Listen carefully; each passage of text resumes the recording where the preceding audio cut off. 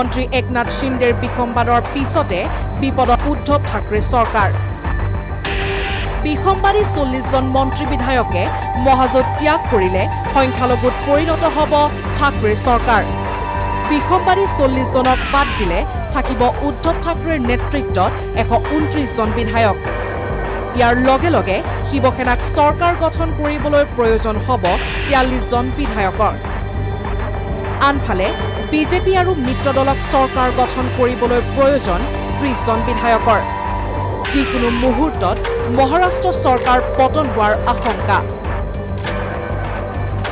যে ঘোঁৰা কিনা বেচাত সিদ্ধহস্ত বিজেপি মহাৰাষ্ট্ৰ চৰকাৰৰ বিধায়কক ক্ৰয় কৰি চৰকাৰ গঠনৰ প্ৰচেষ্টা চলাইছে বিজেপিয়ে এই অভিযোগ উত্থাপন কৰিছে এনচিপি প্ৰধান শাৰদ পাৱাৰে